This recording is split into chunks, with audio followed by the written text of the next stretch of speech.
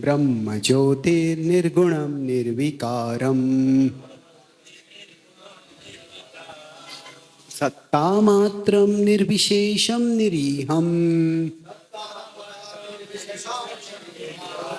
स्वत्वं साक्षाद् विष्णुराध्यात्मदीपः।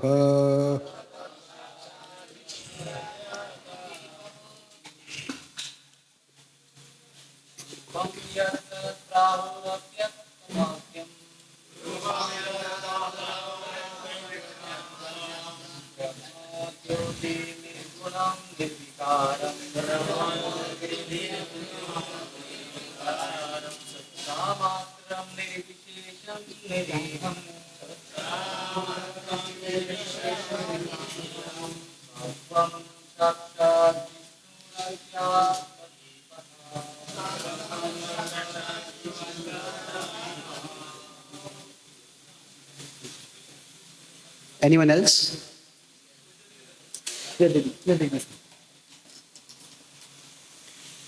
Vaishnavis?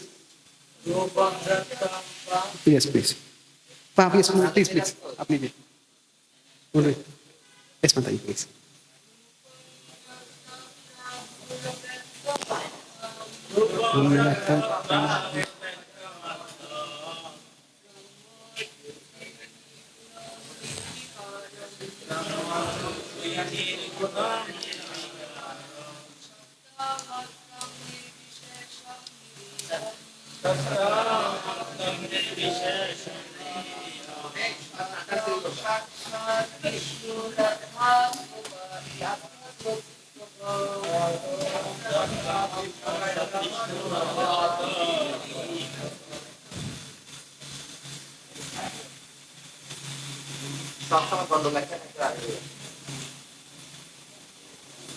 शब्दशः भाषांतर.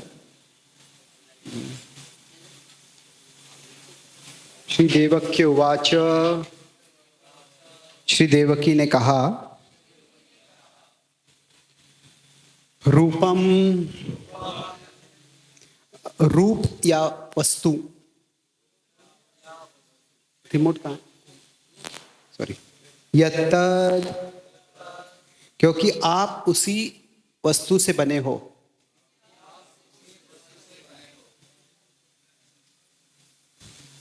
Okay, sorry. Rahu, आपको कभी कभी बोला जाता है.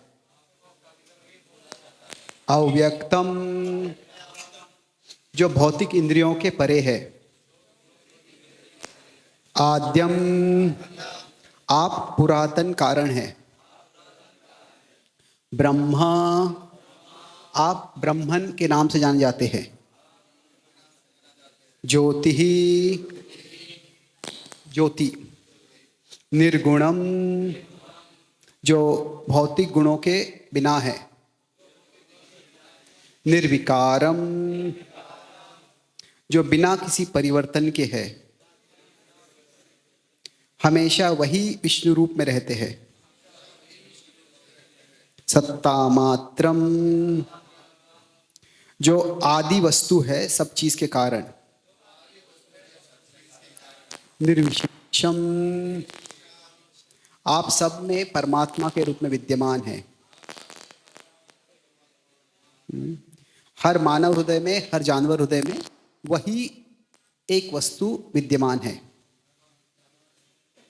ओके. निरीहम, बिना किसी भौतिक इच्छाओं के. सह, वो परम पुरुष. त्वम, मेरे स्वामी. साक्षात, स्पष्ट रूप से. विष्णु, भगवान विष्णु. आध्यात्म दीपः, जो आध्यात्म ज्ञान का जो दीप है. आपको जानने से व्यक्ति सब कुछ जान लेता है. श्री देवकी ने कहा, मेरे प्रिय स्वामी, अनेक वेद है जिनमें कभी ऐसे बताया जाता है कि आप शब्दों और मन के द्वारा नहीं समझे जा सकते.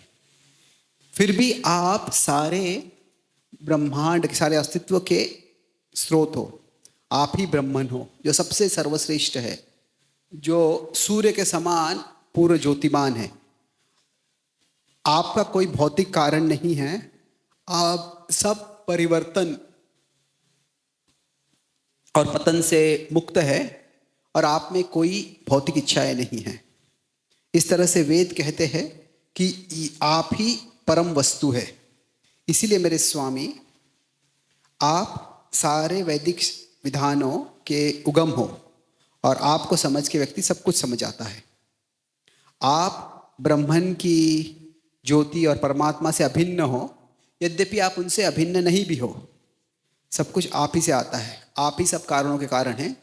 विष्णु है जो सारे ज्ञान के, सारे दिव्य विज्ञान की ज्योति है। तो काफ़ी लंबा परपोट है ये, तो मैं एक पैराग्राफ इसमें से पढ़ूंगा। विष्णु यह सब चीज़ों के स्रोत है, और विष्णु और कृष्ण में कोई भी अंतर नहीं है, क्योंकि दोनों विष्णु तत्व ही है। ऋग्वेद में बताया गया है, ओम तद विष्णु परमम पदम। जो आदि वस्तु है वह सर्वव्यापी विष्णु ही है, जो ही परमात्मा है और जो भी ज्योतिमंत ब्रह्मन है। जो जीव है वह भी विष्णु के अंश है, और विष्णु के अनेक शक्तियां हैं। परस्य शक्ति विविधैव श्रूयते स्वभाव की ज्ञान बल क्रिया। जो विष्णु और कृष्ण इस तरह से सब कुछ है। कृष्ण भगवद्गीता में बताते हैं 10वें अध्याय के 8वें श्लोक में, अहम सर्वस्य प्रभवो मत्तः सर्वं प्रवर्तते। मैं इस सारे जगत का स्रोत हूँ, सारे भौतिक और आध्यात्मिक जगतों का, सब कुछ मुझसे ही आता है। इसलिए कृष्ण ही सब चीजों के कारण है, सर्व कारण कारणम। जब विष्णु अपने सर्वव्यापी पहलू में विस्तारित होते हैं, तभी हमें समझना चाहिए कि वो निराकार निर्विशेष ब्रह्म ज्योति कहलाते हैं। ओम ज्ञानतिमिरन्धस्य ज्ञानाञ्जनशलाकाय चक्षुरुन्मिलितं येन तस्मै श्रीगुरवे नमः। नमः ओम विष्णुपादाय कृष्णपृष्ठाय भूतले श्रीमते भक्तिवेदांत स्वामी इति नामिने। नमस्ते सरस्वती देवे गौरवाणी प्रचारिणे निर्विशेष शून्यवादी पाश्चात्य देशतारिणे। वाञ्छाकल्पतरुभ्यश्च कृपा सिन्धुभ्य एव च पतितानां पावनेभ्यो वैष्णवेभ्यो नमो नमः। जय श्री कृष्ण चैतन्य प्रभु नित्यानंद, श्री अद्वैत गदाधार श्रीवासादि गौर भक्तवृंद। हरे कृष्णा कृष्णा हरे हरे, हरे राम राम राम हरे हरे। हरे कृष्णा। तो एक्चुअली पीछे काफी भक्त है, उनको कुछ दिखाई नहीं दे रहा है। आप सब यहाँ पे आ सकते चाहिए, तो जगह कम है। आप, मैं दिखूंगा यहाँ पे, उनको दिखेगा नहीं। What we can do is, इसको बाहर निकाल सकते हैं। मैं इसके बिना मेरे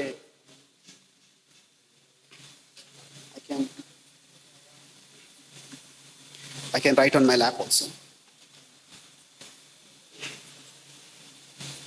इसको भी फोल्ड कर दिए। सारे भक्त प्लीज आगे आ जाइए, क्योंकि मैं यहाँ पे बहुत कुछ लिखने वाला हूँ, वो आपको शायद वहां से दिखेगा नहीं।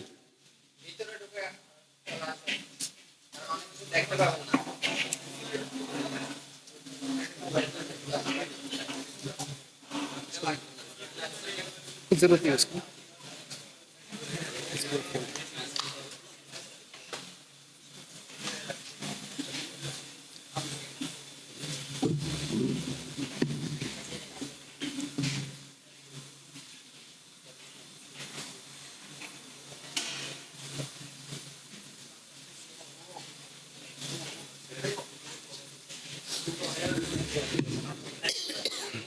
हरे कृष्णा।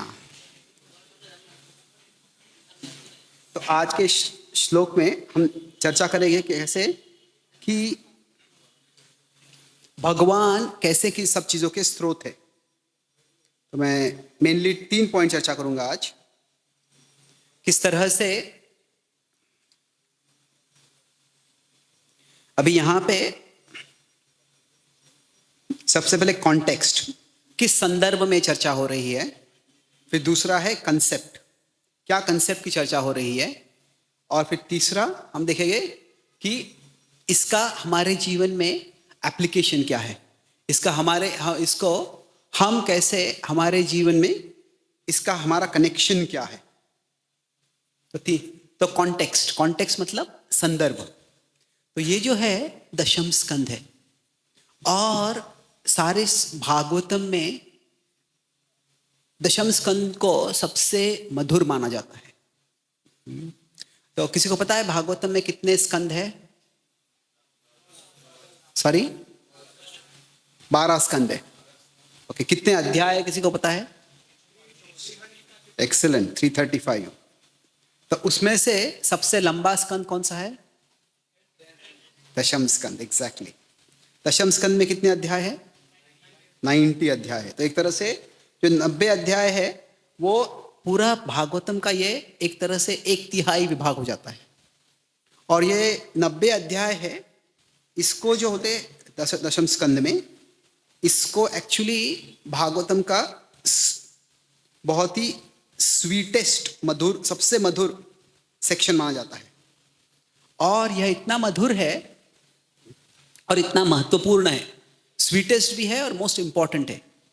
तो इतना कि प्रभुपाद जी यद्यपि एक तरह से वो बोला करते थे कि बहुत से लोग भागवत कथाकार है और सीधा दशम स्कंद में जाते हैं और दशम स्कंद की लीलाएं बोलते हैं। और प्रभुपाद जी कहते हैं कि मैं पहले स्कंद से धीरे धीरे जाना चाहिए दशम स्कंद तक। पर फिर भी वही प्रभुपाद जी क्या बोलते हैं, उन्होंने ही कृष्णा बुक भी लिखा। एक तरह से 10th canto read after other Cantos पहले बोले थे। पहले सारे कैंटो पढ़ो, फिर उसके बाद दशम स्कंद कैंटो पे आओ। वो प्रभुपाद जी दूसरे बोलते, दूसरे वो भी बोलते हैं कि उन्होंने कृष्णा बुक जो दिया, वो कृष्णा बुक क्या है, दशम स्कंद की ही कहानियां बताई है। और उन्होंने कहा ये जो किताब है इसका मास डिस्ट्रीब्यूशन करो, आप सबको बांटो ये। तो अगर दशम स्कंद गुह्य है, इतना गुह्य है कि हमें पात्रता के साथ उसके जाना चाहिए, तो फिर प्रभुपाद जी ने क्यों बताया कि कृष्णा बुक को बांटो?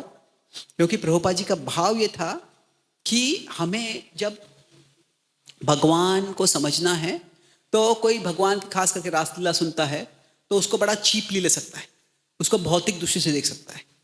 तो भौतिक दृष्टि से नहीं देखे, इसीलिए क्या है, अभी भगवान को समझते हैं।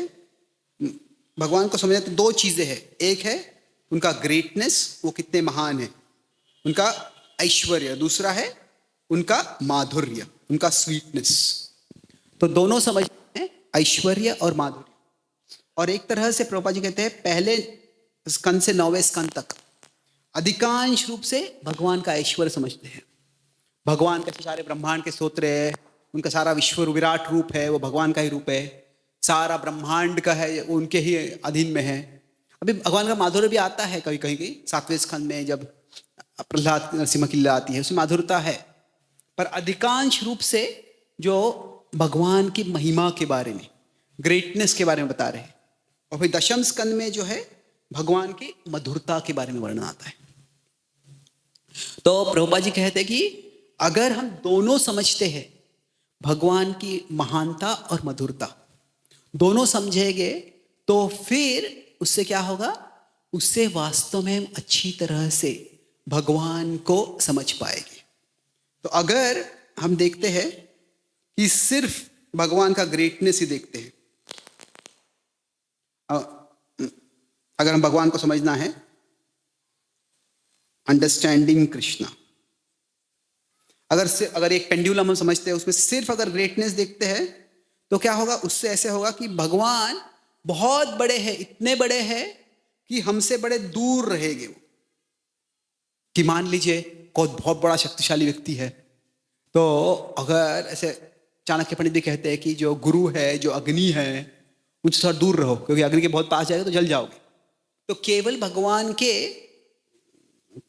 महिमा का ज्ञान रहेगा तो, और भगवान इतने बड़े, मैं उनके पास कैसे जा सकता हूँ, मैं कौन, मैं छोटा हूँ, तो उससे बहुत दूरी रहेगी भगवान से।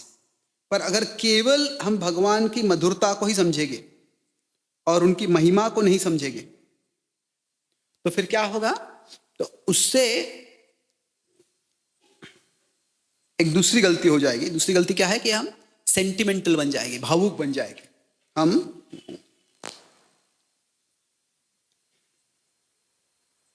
सेंटिमेंटालिटी मतलब कि सहजियाता का भाव आ जाएगा, हम भगवान को बहुत चीपली ले लेंगे। तो ये दोनों अवॉइड करना है कि बहुत ही केवल भगवान की सिर्फ मधुरता देखते हैं तो हम क्या लगता है कि भगवान एक छोटे बालक जैसे ही है, कि मेरे घर में मेरा बच्चा है, भगवान है। कभी कभी लोग आते हैं और राधा कृष्ण के मंदिर में आते हैं, कभी कभी लड़का लड़की साथ में आते हैं, बॉयफ्रेंड गर्लफ्रेंड है, और वो ऑल्टर में देखते बोलते कि ओके वहां पे एक दो कपल है, हम दोनों एक कपल है। और बोलते कि इसमें कुछ फर्क है ही नहीं, पर वास्तव में वो दिव्य है, that is a divine couple. उनका जो स्तर है वो बिल्कुल अलग है। तो इसीलिए वो जो है उसको चीपली नहीं लेना है हमें। तो अगर दोनों साथ में रहता है, अगर ग्रेटनेस और स्वीटनेस, वास्तव में अगर ग्रेटनेस ऐसे समझते हैं तो उससे क्या आता है, ह्यूमिलिटी, नम्रता आती है, भगवान इतने महान हैं। और अगर भगवान का स्वीटनेस हम समझते हैं, उनकी मधुरता समझते हैं, तो उससे क्या होता है, उससे घनिष्ठता आती है। घनिष्ठता मतलब इंटीमेसी आती है। और जब ह्यूमिलिटी और इंटीमेसी दोनों साथ में होता है तो तभी भक्ति सुदृढ़ होती है। हमें भगवान कितने महान है यह भी याद रखना है, और भगवान मधुर है ये भी याद रखना है। तो अभी ये दशम स्कंद में जो चर्चा कर रहे हैं हम यहाँ पे, तो क्या हो रहा है, देवकी ये परिस्थिति जो है कि देवकी के 6 संतानों की का वध हो गया है। 7वें संतान जो है ऐसे लगता है कि वो मिसकैरेज हो गया, किस तरह से वो गर्भ में ही उसके गुजर गया। और फिर 8वां संतान जो है वो आया है, वो उन्होंने देखा है कि जो कृष्ण है वो बड़े दिव्य रूप में, विष्णु रूप में आए हैं। तो अभी देवकी के मन में क्या भावनाएं हैं। अभी कभी क्या होता है कि जब हम भागवतम के जो संस्कृत में जो थोड़े कॉम्प्लिकेटेड प्रार्थनाएं देखते हैं, तो प्रार्थनाओं के पीछे जो भावना है शायद वो भावना हम भूल जाएंगे, क्योंकि एक तरह से सारी प्रार्थनाएं एक समान ही लगती है। तो हाँ, और काफी समानताएं है प्रार्थनाओं में, पर हर व्यक्ति अपने परिस्थिति के अनुसार, हर भक्त अपनी अपनी देश काल पात्र के अनुसार भगवान को प्रार्थना अर्पण कर रहा है। तो यहाँ पे अभी हम साधारण देखें, देवकी का छोटा सा बच्चा है, छोटा बच्चा है, तो माँ जब बच्चे को देखते बड़ा आनंद होता है, बच्चे को कुछ खतरा होगा तो भय होता है। तो जो भावनाएं हैं साधारणतया हमें बहुत स्पष्ट रूप से दिखती है। और कैसे होता है कि छोटे बच्चे होते हैं, छोटा नन्हा बालक होता है, वो उसको देख के कोई बड़ा गंभीर व्यक्ति भी होगा तो क्या होगा, वो थोड़ा हंसने लगता है, थोड़ा चेहरे करने लगता है, हाथ हिलाता है, बच्चे को हंसाना चाहता है। मतलब क्या है कि छोटे बच्चे का लक्षण होता है कि वो कोई गंभीर भी होगा, वो हंसमुख बन जाता है, थोड़ा जैसे प्लेफुल बन जाता है, वो खेल कूद करने वाला बन जाता है। और माँ तो बहुत ही भावनाओं से भरी होती है अपने बच्चे को देखकर। पर यहाँ पे क्या दिखाया जा रहा है, देवकी जो है बड़े तत्व ज्ञान से बहुत ही कठिन ऐसे संस्कृत में बनाए गए से श्लोक बता रही है। तो नॉर्मली जब हम किसी बेबी छोटे संतान को देखते हैं तो क्या होता है, दो ग्रेव लोग भी प्लेफुल हो जाते हैं, गंभीर लोग भी थोड़े हंसमुख हो जाते हैं। तो फिर यहाँ पे ये बेबी कृष्णा को देखकर देवकी जो है इतने गंभीर प्रार्थना क्यों अर्पण कर रही है। अभी जो प्रार्थना है कि आप ही परम सत्य हो, अभी जो प्रार्थना है आप ही ब्रह्मन हो, ऐसे वो वास्तव में क्यों कर रही है। तो भागवतम जो प्रार्थनाएं हैं वो इस तरह से बार बार जब भगवान की बहुत घनिष्ठ लीला चल रही होती है, बहुत ही इंटीमेट पास्ट टाइम चल रहा होता है, तो तभी भागवतम हमें याद दिलाता है बार बार कि ये जो है ये व्यक्ति कोई साधारण व्यक्ति नहीं है, ये भगवान है।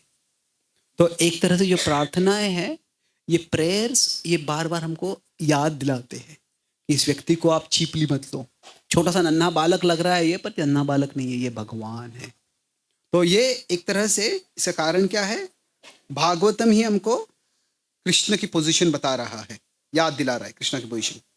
पर उसके साथ साथ एक और चीज है कि जो देवकी की भावना है, देवकी जो है वह एक तरह से she is reminding her self, वो खुद को याद दिला रही है कि अभी कोई माता होती है, उसको अपने बच्चे की देखभाल की तो बहुत चिंता होती है, और खास करके किसी के पहले बच्चे गुजर गए हैं तो फिर वो माँ को और चिंता होती है कि मेरे इस बच्चे को क्या हो जाएगा, कुछ होना नहीं चाहिए।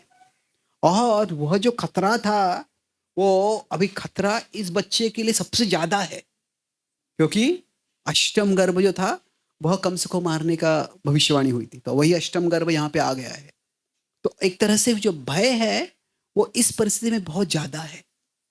पर जब भय होता है तो भजहुरे मन श्री नंद नंदन अभय चरण अरविंद रे, तो जब भय होता है तो जो अभय दिलाने वाले भगवान हैं उनकी स्मृति करते हैं। तो यहाँ पे कृष्ण उनके सामने हैं और कृष्ण के प्रति एक स्वाभाविक मात्र स्नेह देवकी के मन में उत्पन्न होगा। पर ये जो परिस्थिति है, परिस्थिति में देवकी को क्या करना है, अभी गंभीर रहना जरूरी है, क्योंकि उसके बच्चे को खतरा है। कैसे होता है कि जो प्रेम होता है, प्रेम अलग अलग तरह से दिखाता है। कभी कभी हम प्रेम करते हैं तो भावनाओं को व्यक्त करते हैं, एक्सप्रेस इमोशंस, और कभी कभी हम भावनाओं को व्यक्त नहीं होने देते हैं, और वह भी प्रेम का ही लक्षण होता है। कि कैसे क्या, कि अगर मान लीजिए कोई बच्चा है, पहले बार अभी 10वीं पास हो गया, अभी 11वीं के लिए कहीं कॉलेज दूर जा रहा है, तो माँ उसको ट्रेन में बिठाने जाती है। जब ट्रेन में बिठा रही है तो माँ को थोड़ा भय हो रहा है और रोने को आ गई है कि भी बच्चा पहली बार जाएगा घर से, कैसे रहेगा, कहाँ खाना खाएगा, कब उसको देखभाल करेगा, और वो बच्चा भी थोड़ा भयभीत हो रहा है, अभी मैं कैसे अकेला रहूँगा। अभी जब अगर बच्चे को जाना है, अच्छा अपॉर्चुनिटी, अच्छा कॉलेज है, वहाँ पे उसको पढ़ने का अच्छा मौका मिला है, तो माँ को शायद रोने की इच्छा होगी तभी। पर वो बच्चे को एनकरेज करने के लिए, प्रोत्साहन देने के लिए क्या, माँ का जो स्नेह है तभी वो अपने भावनाओं को दर्शाएगी नहीं। क्षत्रियों के बारे में बताया जाता है कि क्षत्रियों की रानियां जब होती है, जब क्षत्रिय रणभूमि जाते हैं युद्ध करने के लिए, तो अभी संभावना है कि शायद वो रानियां अपने पति को कभी देखेगी नहीं वापस। पर तभी ऐसे होता है कि जब रणभूमि को जा रहा है, कोई योद्धा जा रहा है, तो उसकी अपने परिवार की आखिरी दृष्टि जो हो वो उनके परिवार वाले आंखों आंसू न हो। तो तभी भले ही भावनाएं हैं, पर भावनाएं न दर्शाना, ये एक प्रेम का लक्षण है। कभी कभी आजकल के समाज में क्या है, पब्लिक डिस्प्ले ऑफ अफेक्शन होता है कि कोई भावना है तो पब्लिक में दिखा दो सारी भावना, वही प्रेम का लक्षण होता है। पर प्रेम अलग अलग पद्धति से होता है। मान लीजिए कोई माँ और बच्चा अकेले एक कमरे में है और वहां पे अचानक लाइट चला गया है, और लाइट चला गया है और उस समय कोई जोर जोर से दरवाजे पे खटखटा रहा है, कोई चोर आ गया है, हमको पता है उसको लगा कि चोरी हो रही है, तो बच्चा बहुत डर गया है। वही माँ भी डर गई होगी, पर बच्चा बोलता है माँ मुझे बहुत डर लग रहा है, और अगर माँ बोले मुझे भी बहुत डर लग रहा है, तो फिर क्या होगा, तो बच्चा तो पूरा और भी डर जाएगा। तभी माँ को, भले ही माँ को डर लग रहा है, पर माँ को क्या करना है, अपनी भावनाओं को नियंत्रण में रखना है, और बच्चे को बोलना है कि ठीक हो जाएगा सब कुछ, कोई नहीं, कोई खतरा नहीं है। तो क्या है कि प्रेम को अलग अलग तरह से दर्शाया जाता है। तो यहाँ पे देवकी क्या है, ये इतने गंभीर प्रार्थनाएं बोल रही है, अपना नवजात शिशु है, उसपे प्रेम आ रहा है, पर क्या है, यहाँ पे बहुत बड़ा खतरा है। तो देवकी वो खुद को याद दिला रही कि ये छोटा सा बच्चा नहीं है, ये भगवान है। और फिर देवकी आगे कुछ निवेदन भी करेगी, यद्यपि उसको पता है ये भगवान है, पर फिर भी उसका स्नेह इतना होता है कि उसको लगता है कि ये जो है भगवान, ये तो मेरा बच्चा ही है। इसीलिए वो कहते हैं कि कृष्ण तुम क्या करो, अपने 4 हाथ है, 4 हाथ छिपा दो, तुम साधारण बच्चा बन जाओ, ये तो फिर 4 हाथ हो गए तो क्या हो गया, मैं तुमको छिपा नहीं पाऊंगी। तो कृष्ण को कम से कम समझ आएगा ये तुम विष्णु ही हो। अभी वो तो एक जेल में है, जेल में कोई छिपाने की जगह भी नहीं होती है, तो फिर वो कहाँ छिपाने वाली है। तो एक तरह से जो वो रिक्वेस्ट करेगी, याचना करेगी बाद में, वो इलॉजिकल याचना है। पर वो इलॉजिकल याचना से भी क्या हो रहा है, वो अपना प्रेम दर्शा रही है कि कृष्ण जानते हो तुम भगवान हो, पर तुम मेरे पुत्र हो, तो मुझे तुम्हारा संरक्षण करना है, पर तुम इस रूप में होगे तो मैं तुम्हारा संरक्षण कैसे करूंगी। तो ये जो भगवान की लीला होती है, उसमें खासकर जब भक्त साथ में होते हैं, उनके बहुत ही घनिष्ठ भक्त जो होते हैं, तो कभी उनको भगवान के ऐश्वर्य की स्मृति रहती है और कभी वो ऐश्वर्य जो होता है भूल जाते हैं उनका। तो ये जो है भावनाएं, तो पहला पॉइंट बताता, कॉन्टेक्स्ट, संदर्भ क्या है कि देवकी के मन में बहुत भावनाएं हैं, पर वो भावना दर्शा नहीं रही है। वो गंभीरता से भगवान को प्रार्थना कर रही है और भगवान को प्रार्थना करके बाद में वो एक याचना करने वाली है। तो ये पहला संदर्भ था। तो अभी यहाँ पे कॉन्टेक्स्ट क्या है, सॉरी कंसेप्ट क्या है, क्या बताया जा रहा है यहाँ पे कि वो जो प्रार्थना कर रही है वो बता रही है कि ये छोटा बच्चा जो मेरी गोदी में है, अभी मेरे सामने जो खड़ा है, अभी पहले गोदी में था, अभी खड़ा है, पहले मेरे गर्भ में था, ये छोटा बच्चा कौन है? यह सत्ता परम, यह परम सत्य है, यह कोई साधारण व्यक्ति नहीं है, यह सब चीजों का कारण है, सब जगत में जो भी अस्तित्व में है वो सब इसी से आया है। तो अभी कैसे होता है कि आपको शब्द पता है योग माया? योग माया का अर्थ क्या है? एक महामाया होती है, जो महामाया जो होती है वो क्या हमें एक तरह से मोह में डालती है।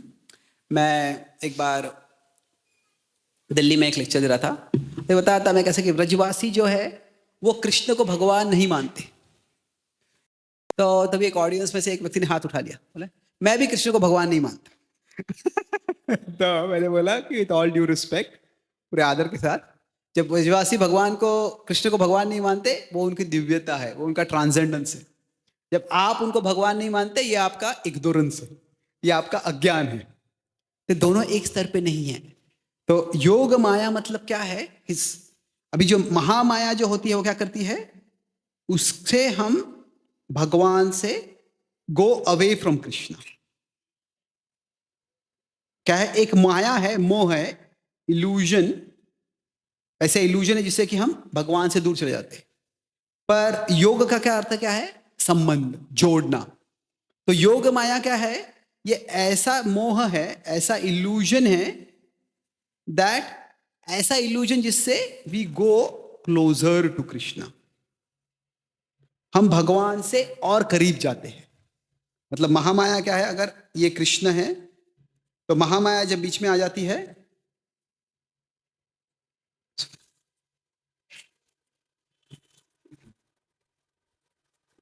तो महामाया जब बीच में आ जाती है तो फिर उससे हम कृष्ण से दूर चले जाते हैं। ये महामाया है। पर योग माया क्या करती है? योग माया भी हमें मोह में डालती है, पर वो ऐसा मोह है, जो ऐसी माया है जो योग को बढ़ाता है। योग को बढ़ाता है मतलब हमें भगवान के और करीब आते हैं। तो ये कैसे, एक तरह से ये ऐसा विचित्र शब्द है। मान लीजिए अगर मैं कहता हूं कि ये व्यक्ति, this person is a very intelligent fool, यह बहुत ही बुद्धिमान मूर्ख है, तो ये बुद्धिमान है या मूर्ख है? ये दोनों साथ में कैसे हो सकता है? या ये बहुत ही, ये जो व्यक्ति है, this is a courageous coward, ये जो है बहुत ही साहसी कायर है। अभी या तो साहसी है या कायर है। तो दोनों जब विरुद्ध शब्द साथ में आते हैं तो उसका मतलब क्या आता है? उसका कोई डीपर अर्थ होता है कि, मतलब क्या अर्थ होता है कि ये व्यक्ति बुद्धिमान है, पर अभी इस समय उसकी बुद्धि है, पर बुद्धि का दुरुपयोग कर रहा है, इसीलिए वो मूर्खता से बात कर रहा है, बुद्धिमान मूर्ख। या फिर ये बहुत ही साहसी कायर है, वो कायर है पर वो ऐसी जगह पे साहस दिखाता है जहां पे साहस दिखाने कुछ फायदा ही नहीं है। तो कैसे है कि ये विरुद्ध शब्द अगर साथ में लाते हैं तो उससे कुछ डीपर सत्य बताया जाता है। तो योग और माया ये दो विरुद्ध शब्द है। माया जो कृष्ण से दूर ले जाती है, योग जो है कृष्ण से, जिससे हम योग से कृष्ण के पास जाते हैं। पर योग माया मतलब क्या है? वो ऐसी माया है, ऐसा मोह है जिससे हम कृष्ण के और करीब जाते हैं। ये क्या है योग माया? जैसे बताया कि पहले हमें भगवान की महानता को समझना है और भगवान की मधुरता को समझना है, ग्रेटनेस और स्वीटनेस। तो योग माया क्या करती है? योग माया से वी फॉरगेट कृष्णाज ग्रेटनेस। हम जो है भगवान की महिमा को भूल जाते हैं, महानता को भूल जाते हैं, और क्या याद रखते हैं? भगवान की मधुरता को ही याद रखते हैं। तो अभी यशोदा माई मान लीजिए जब कृष्ण को बांधना चाहती है, तो अगर कृष्ण को, यशोदा माई को याद रहेगा कृष्ण तो भगवान है, तो भगवान को इसे बांध सकते हैं। तो तभी क्या होता है, योग माया के कारण वो भूल जाती है कि कृष्ण भगवान है। उसको लगता है, उसको पता है, ऋषि मुनियों ने बताया भगवान है। कभी कभी जब कृष्ण ब्रह्मांड दर्शन कराते हैं अपने मुंह में, तो उसको लगता है कृष्ण तो भगवान है, पर बाद में क्या हो जाता है, वो भूल जाती है। वो तो सोचते, कोई बोलता भी है कृष्ण भगवान है। अरे जब बिजली गड़गड़ाती है, बादल गड़गड़ाते हैं, बिजली होती है, तो ये दौड़ के मेरे पैरों में आके लग जाता है। ये कहाँ का भगवान है ये? वो जब उसको भूख लगती है तो रोने लगता है, उसको अपने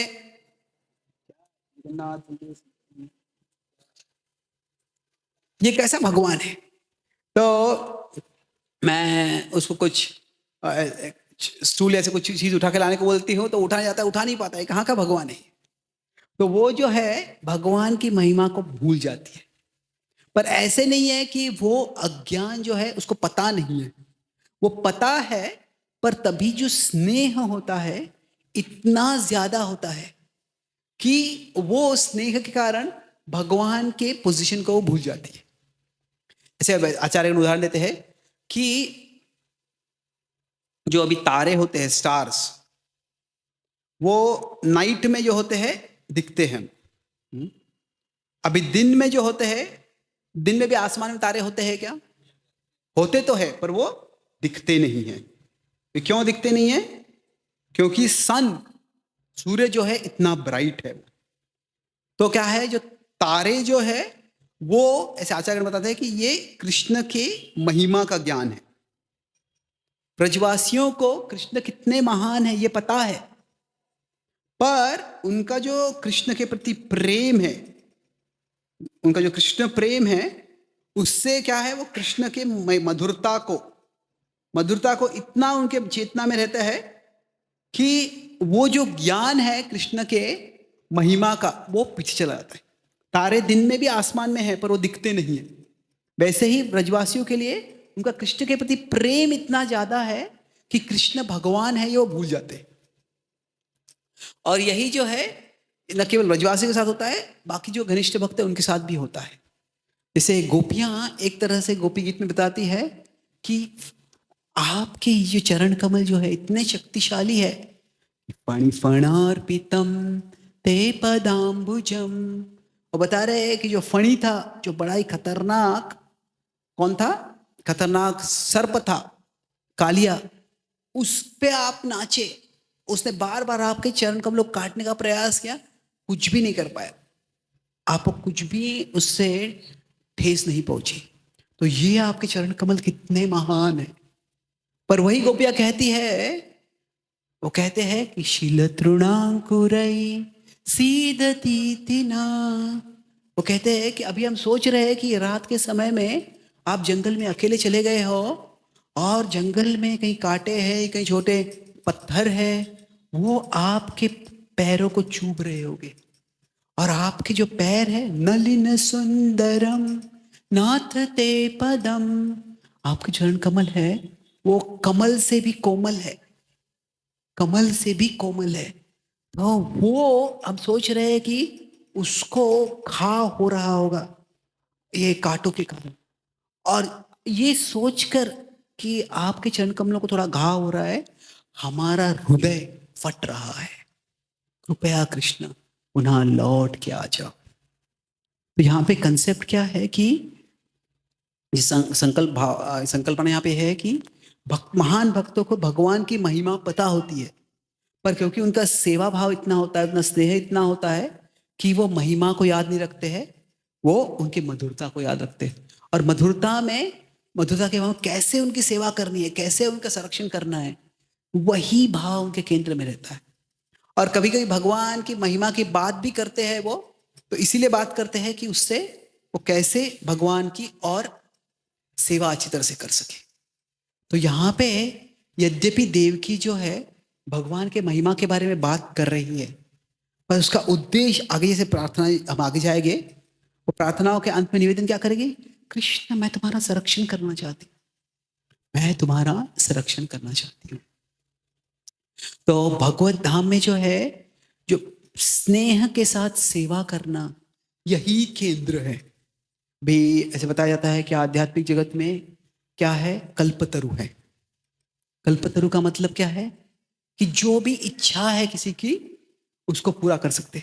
चिंतामणि प्रकर सद्मशु कल्प वृक्ष, चिंतामणि है वहां पे, कल्प वृक्ष है।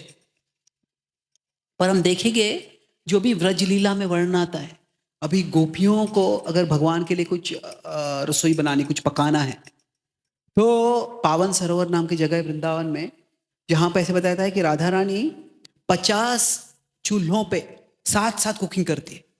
यहाँ पे एक व्यंजन, वहां पे एक व्यंजन, वहां पे व्यंजन, इधर दौड़ते रहती है, इधर दौड़ते रहती है, दौड़ते रहती है, और सब व्यंजन परफेक्टली कुकिंग करती है। अभी आध्यात्मिक जगत में तो कल्पतरु है, राधा रानी कल्पतरु से बोलते कि ये 50 व्यंजन मुझे दे दो और सारे 50 आ जाएंगे, पर नहीं, वैसे नहीं करती है। क्यों? यद्यपि जानते हैं कि भगवान है, वो कृष्ण, कृष्ण सब कुछ उनको मिल सकता है, उनका भाव क्या है कि मुझे भगवान की सेवा करनी है, इसीलिए खुद वो बना रही है इस तरह से। तो यहाँ पे जो भगवान की महिमा बताई जा रही है, वो महिमा क्यों बता रहे हैं? हे कृष्ण, वो बता रहे हैं कि तुम तो विष्णु हो, तुम सब चीजों के स्रोत हो, तो तुम ये चतुर्भुज रूप से द्विभुज रूप में भी आ सकते हो, तो कृपया द्विभुज रूप में आ जाओ, जिससे कि मैं तुम्हारा संरक्षण कर पाऊंगी। तो वह भाव है यहाँ पे। तो प्रभुपाद जी बोलते हैं कि जब कृष्ण विश्व रूप दर्शन दिखाते हैं, मैं अभी आखिरी पॉइंट पे आऊंगा कि इसका हमारे लिए कनेक्शन क्या है, हमारे लिए एप्लीकेशन क्या है इसका, कि भगवान की मधुरता है, भगवान की ही महानता है। तो हमारे लिए कौन सा महत्वपूर्ण है, भगवान की महानता है या भगवान की मधुरता है? तो अभी दोनों महत्वपूर्ण है। पर क्या है कि जब हम भगवान की महानता के बारे में बात करते हैं, तो प्रभुपाद जी बोलते हैं कि कृष्ण विश्वरूप दर्शन दिखाते हैं अर्जुन को भगवद गीता के 11वें अध्याय में, और जब दर्शन दिखाते हैं तो क्या होता है, उसमें दिखाते हैं कैसे है कि सारे सैन्य जो है उसमें कौरव के युद्ध है, भीष्मम च द्रोणम च जयद्रथम च, वो सारे जो है सहस्मिधीयैरुत्तमांगै, वो सारे इस विश्वरूप के मुंह में जा रहे हैं। मतलब उसका क्या दिखा रहे हैं कि इन सब की मृत्यु होने वाली है, और भगवान वही बताते हैं आगे कि मयि वैते निहतः पूर्वमेव, मेरी योजना से इन सब का वध होने वाला है। तो जब वो बताते हैं इस तरह से मेरी योजना से सबका वध होने वाला है, तो अर्जुन तभी ये नहीं कहते कि, प्रभुपाद जी बोलते हैं अर्जुन ये नहीं कहते कृष्ण वैसे भी तुमने योजना बनाई इन सबको मारने की, तुम मार दो इनको सबको, मैं बैठ के आराम करता हूं। नहीं, प्रभुपाद जी और बोलते हैं मैं बैठ के भांग पीऊंगा, तुम मार दो उन सबको। अर्जुन ऐसे नहीं कहते हैं। क्या अर्जुन क्या कहते हैं कि करिष्ये वचनम तव, मैं तुम्हारी इच्छा की पूरी करूंगा, मैं तुम्हारी जो योजना है उसको पूरा करना ये मेरी जिम्मेदारी है, ये मेरी जिम्मेदारी है। इसका मतलब क्या है कि यद्यपि हम जानते हैं कि भगवान परिपूर्ण है, भगवान को किसी भी चीज की जरूरत नहीं है, पर इस जगत में ऐसे प्रतीत होता है कि हमें भगवान की सेवा करना महत्वपूर्ण है। जैसे अभी विग्रह है, वो परम पुरुषोत्तम भगवान है, पर विग्रह ऐसे प्रतीत कराते हैं कि हमें उनको ड्रेसिंग करना है, हमें उनको नहलाना है, हमें उनको खिलाना है। तो ये क्या है, हमारे लिए एक सेवा का मौका मिल रहा है।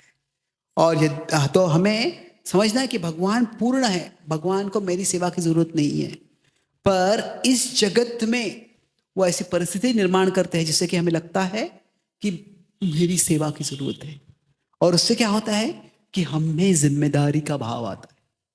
तो अभी चैतन्य दो पॉइंट का अंत करवा इसे समझाने के लिए। इस तरह से चैतन्य महाप्रभु ने भविष्यवाणी की थी कि पृथ्वी ते याचेत नगर अधिग्राम, सर्वत्र प्रचार होई बे मोर नाम। तो बताते हैं कि हर गांव और शहर में मेरा नाम प्रचार होगा।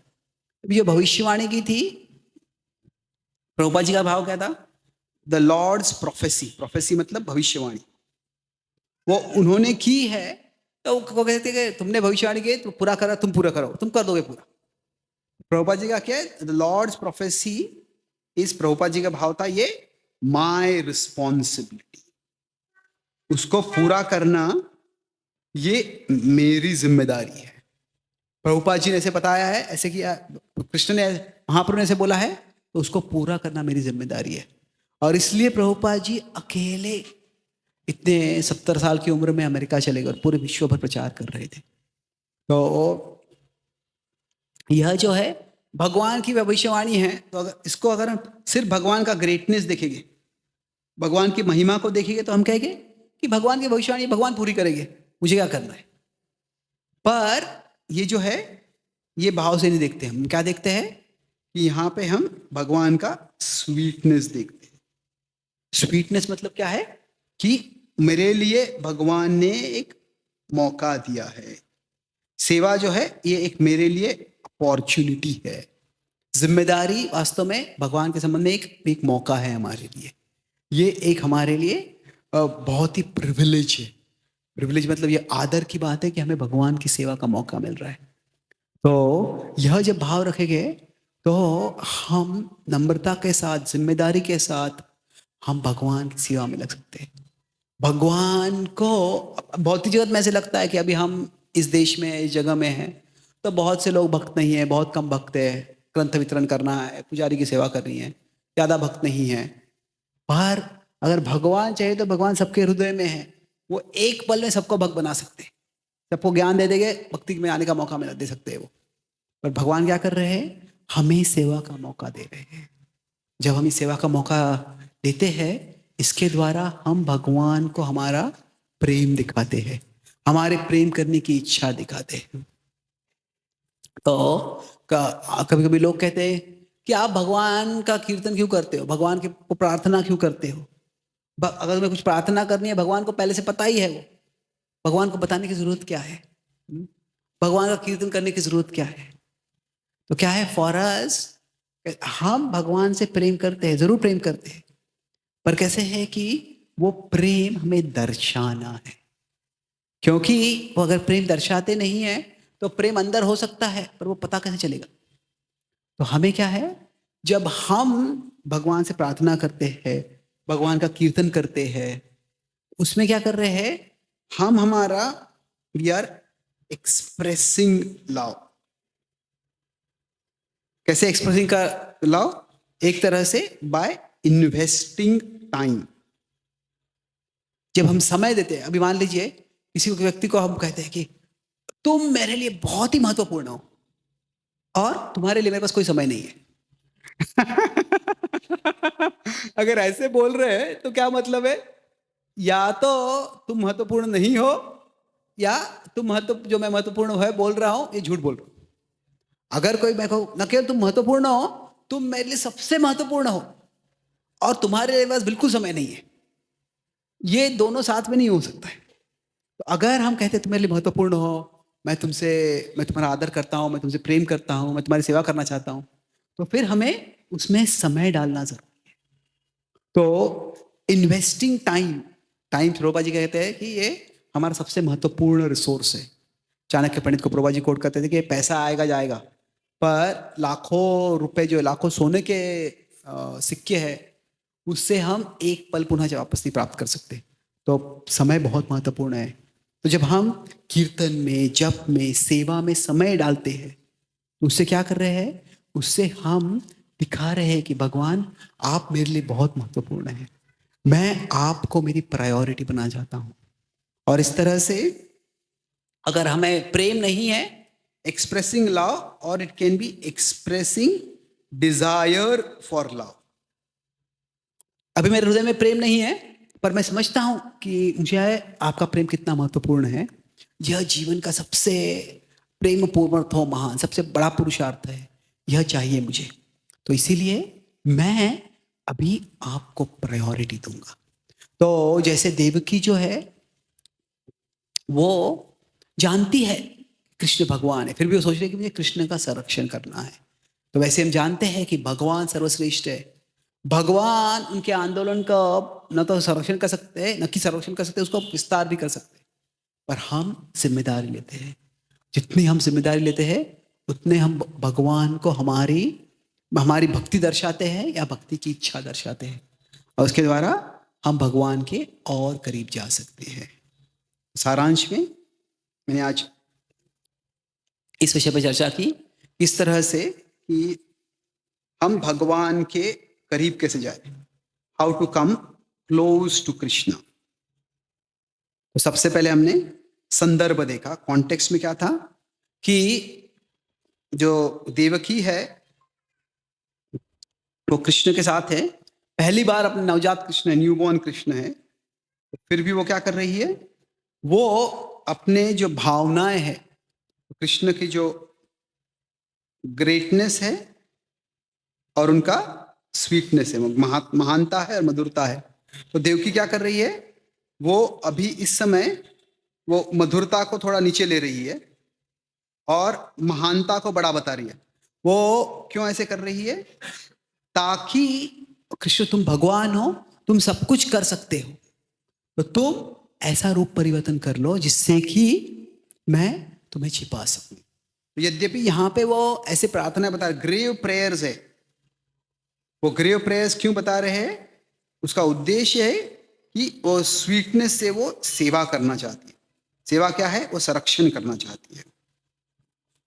तो दूसरा जो हमने देखा कंसेप्ट, कंसेप्ट क्या है कि इसमें हमने योग माया का कंसेप्ट देखा कि योग माया क्या है, कि ये ऐसी माया है, maya that increases our closeness to Krishna, हम कृष्ण के और करीब जाते हैं।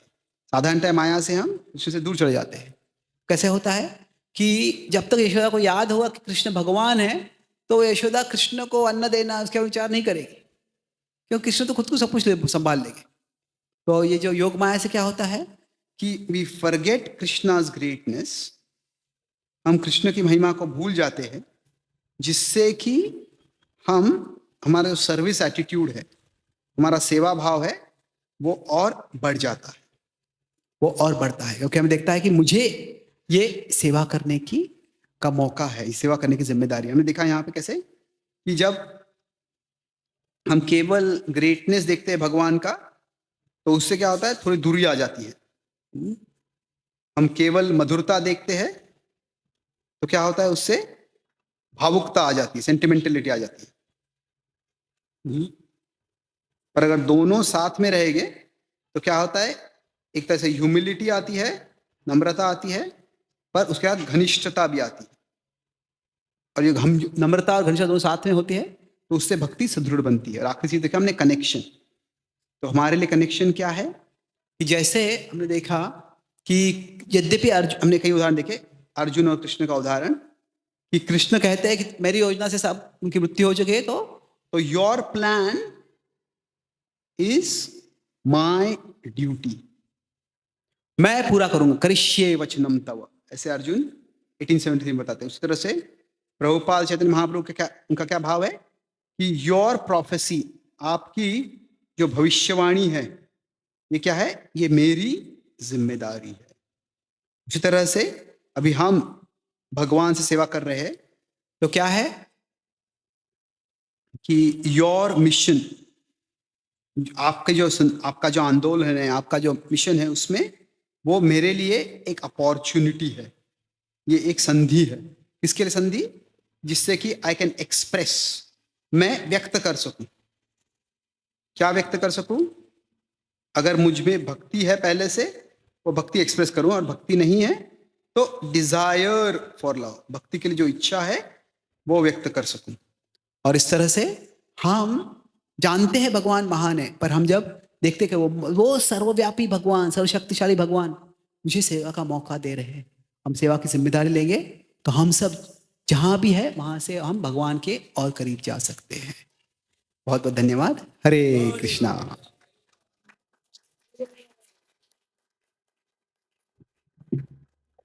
किसी कोई सवाल है?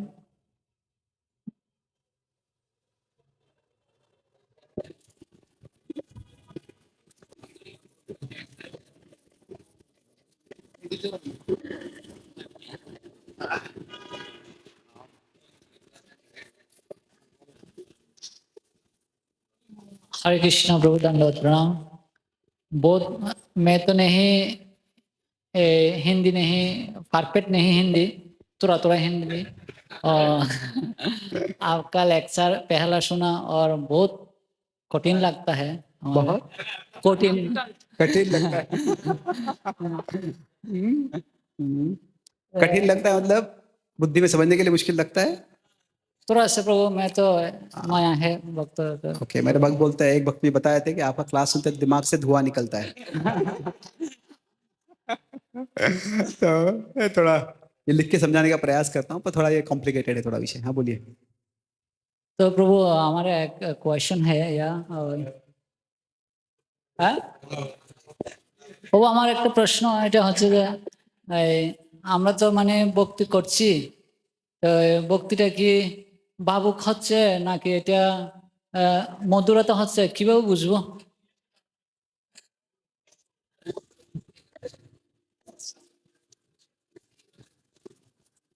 अगर हम भक्ति कर रहे हैं भावुकता से कर रहे हैं या सही कर रहे हैं, कैसे पता है? कैसे है कि प्रभुपाद जी को एक बार पूछा गया था कि प्रभुपाद जी जब एक शहर से दूसरे शहर जाया करते थे, तो एयरपोर्ट पे भक्त उनको मिलने आते थे और भक्त उनको देख के ही कीर्तन में इतना एक्साइट हो जाते थे, वो रोने लग जाते थे। और फिर अगले शहर में जाते थे, जब जा रहे होते तो भक्त रो रहे होते थे। तो प्रभुपाद जी के एक सर्वंट शुद्ध कीर्ति प्रभु वो बता रहे थे, वो थोड़े मायूस हो गए कि वो बोल रहे थे, प्रभुपाद जी कि बाकी सब भक्त है, आपका दर्शन करके उनकी आंखों से आंसू आते हैं, मैं आपके साथ हमेशा रहता हूँ पर मेरे आंखों में कभी आंसू नहीं आ रहे, तो क्या है, मुझ में आपके प्रति कुछ भक्ति है ही नहीं। तो प्रभुपाद जी हंसे और बोले, बट यू आर सर्विंग मी, आप सेवा कर रहे हो। तो ये नाचना, आंखों से आंसू आना, ये अच्छा है अगर आया तो, पर क्या है, भावनाएं कभी भी आ सकती जा सकती है, पर सेवा करने के लिए समर्पण लगता है, सेवा करने के लिए डेडिकेशन लगता है। तो अगर हम स्टडीली सेवा कर रहे हैं, उसमें भावना आएगी तो अच्छा है, भावना नहीं आएगी तो भी कुछ ज्यादा प्रॉब्लम नहीं है। तो the test of devotion is not emotion, it is dedication. कि जो भक्ति का प्रधान लक्षण जो है, प्रभुपाद जी बताते हैं, ये उसमें बताते हैं किसमें, उपदेशामृत में, भक्ति इज नॉट सेंटिमेंटल स्पेक्यूलेशन और इमेजिनेटिव एक्सटेसी, देखिए कल्पना करना ऐसे नहीं है वो। टेस्ट ऑफ डिवोशन ये केवल इमोशन नहीं है, वो क्या है, डेडिकेशन है, समर्पण है। तो अगर हम समर्पण से सेवा कर रहे हैं तो वो भावुकता नहीं है, जरूर महत्व, वो अच्छी सेवा है। भक्ति रसामृत सिंधु में भी ऐसे वर्णन आता है कि हम कई बार अष्ट सात्विक विकार के बारे में सुनते हैं, जैसे आंखों से आंसू आते हैं, रोम खड़े हो जाते हैं, वो सब है। पर रूप गोस्वामी ही वहां पे बताते हैं कि ये जो लक्षण है, ये इसका अनुकरण कर सकता है, वो ऐसे दिखावा कर सकता है। भक्ति शास्त्र ठाकुर गौर किशोर बाबा जी कहा करते थे कि ये प्रेम के आंसुओं की क्या कीमत है। कोई तो वो कहे कि बाजार में जाओ आप ओनियन की प्याज खरीद लो, प्याज से आंसू आ जाएंगे। तो वो कहते हैं कि वो जो नक्कल है कोई भी कर सकता है, तो वो जो अनुकरण है, दिखावा कोई भी कर सकता है, पर वो कहते कि अभी क्या करना है, अगर हम स्टडीली सेवा कर रहे हैं तो फिर वह महत्वपूर्ण है। Thank you. Hare Krishna Prabhu, thank you. So, my question is that I have love for Krishna. I want to serve him, but listed service. But Listed. Those services are listed. So, when Pujari or another devotee, another servant, no present today, so authority asks for me for service, but I am not ready to do this service. So, what we should do at that time? तो मतलब मैं सेवा करना चाहता हूँ, पर जो पहले बताई है वो सेवा कर सकता हूँ मैं, पर कोई नई सेवा अचानक बोल देते हैं तो मैं कर नहीं पाता हूँ या करना नहीं चाहता हूँ। तो कैसे है कि यहाँ पे दो चीज़ें हैं, हम सबका अलग अलग स्वभाव होता है। कुछ लोग ऐसे होते हैं कि उनको अपने जीवन में एक स्ट्रक्चर अच्छा लगता है, मैं इस समय ये करूँगा, इस समय ये करूँगा, इस समय ये करूँगा। कुछ लोग और स्पॉन्टेनियस होते हैं कि जब उनको ये प्रेरणा मिल गई, ये करो, इसने बताया कि ये करना चाहिए, वो करते चलो। तो क्या है कि हाँ, भगवान बताते हैं कि जो हमारा स्वभाव है उसको हम ठुकरा नहीं सकते। कोई थोड़ा स्पॉन्टेनियस व्यक्ति है, उसको पूरा सुबह से शाम को ये 9 से 9:30 ये करो, 10:30 से 10 ये करो, 10 से 10:30 ये करो, ऐसे बोलेगा उसको मेरा दम घुटने लग जाएगा, बोले मैंने कर नहीं सकता। और दूसरा जो जो जो अच्छा जो प्लानिंग करके काम करते हैं, वो दिन में जो चाहे वो करो, जो चाहे करो, ऐसे कुछ कर रहा है बताओ मुझे क्या करना है। तो कुछ लोगों को स्ट्रक्चर अच्छा लगता है। तो अभी क्या है कि हमारा जो स्वभाव है, भगवान कहते हैं हमारे स्वभाव के साथ सेवा करनी है हमको। तो अगर हमें थोड़ा स्ट्रक्चर करके सेवा अच्छी लगती है, तो फिर हमें ऐसी सेवाएं ढूंढनी चाहिए और हमारे अथॉरिटी से गाइडेंस लेके वैसी सेवाओं में लग जाए जहाँ पे स्ट्रक्चर होता है। अभी कोई ट्रैवलिंग प्रीचर बनता है तो उसमें स्ट्रक्चर होना बड़ा मुश्किल है, क्योंकि क्या है कभी गाड़ी बंद पड़ जाएगी, कभी फ्लाइट डिले हो जाएगा, ये हो जाएगा वो हो जाएगा, तो उसमें स्ट्रक्चर बड़ा मुश्किल है। तो कोई बुक डिस्ट्रीब्यूट होता है तो उसमें स्ट्रक्चर थोड़ा मुश्किल है, अब खास करके ट्रैवलिंग कर रहे हैं। पर कोई पुजारी की सेवा कर रहा है, कोई किचन में सेवा कर रहा है, तो वो थोड़ा स्ट्रक्चर होता है कि इस समय ये कुकिंग करना है, इस समय ये करना है, इस समय भोगा करना है। तो क्या है, अगर हमें स्ट्रक्चर अच्छा लगता है तो अधिकांश रूप से हम ऐसी सेवाएं ले सकते हैं जहाँ पे स्ट्रक्चर है पहले से। तो और फिर ऐसे सेवाओं में हमको ज़्यादा विचलित नहीं होंगे। तो ये एक दृष्टि से है, कैसे है कि हम ये कह सकते हैं कि ये व्यक्ति है, भक्त है, और जो अथॉरिटी संस्था है, तो संस्था की दृष्टि से ऐसे करना चाहिए कि भक्त को उनके स्वभाव के अनुसार सेवा देनी चाहिए। उसके साथ साथ जो भक्त होता है, भक्त का भाव होना चाहिए कि अगर कोई और सेवा जरूरी है तो मैं करने के लिए तैयार हूं। तो अभी ये आइडियल सिचुएशन है कि अथॉरिटी का क्या इच्छा होना चाहिए कि जो भक्त ऐसी सेवा करे कि उसमें वो संतुष्ट रह सके, उसमें पीसफुल रह सके। तो इसीलिए हर एक भक्त का जो नेचर है, स्वभाव है, समझ के उनको सेवा दे, ये अथॉरिटी की दृष्टि से होना चाहिए। और जो भक्त की दृष्टि से क्या है कि मैं वैसी सेवा करना चाहता हूं, पर अगर कोई जरूरत पड़ेगी तो दूसरी सेवा करने के तैयार हूं। पर अगर वो बार बार हो रहा है वैसे कि हम जो हमारी जो प्रिस्क्राइब सेवा है उसके अलावा कुछ और सेवा आ रही है, तो फिर हम अथॉरिटी से बात कर सकते हैं। तो हमारा सेवा भाव हमें नहीं खोना चाहिए। सेवा भाव जो है कि कोई भी सेवा अगर मिले तो ये एक आदर ही है, ये एक अच्छा मौका है भक्ति की प्रगति करने का, वो भाव रखना चाहिए। पर क्या है कि अगर हमारा मन बहुत विचलित हो रहा है, यानी ये करना प्लान किया था, या इस समय मैं रेस्ट करना चाहता था, इस समय मैं ये शास्त्र पढ़ना चाहता था, वो नहीं कर पा रहा हूँ, तो क्या है, अगर हमारा मन बहुत विचलित हो रहा है तो फिर हम जो सेवा भी करेंगे अच्छी चेतना से नहीं कर पाएंगे। तो इसीलिए दोनों को एक प्रॉपर अंडरस्टैंडिंग पे आना है। तो आंसर योर क्वेश्चन।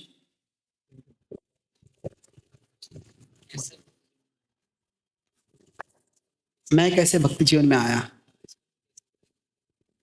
अच्छा, ये तो ओके। हरे कृष्णा।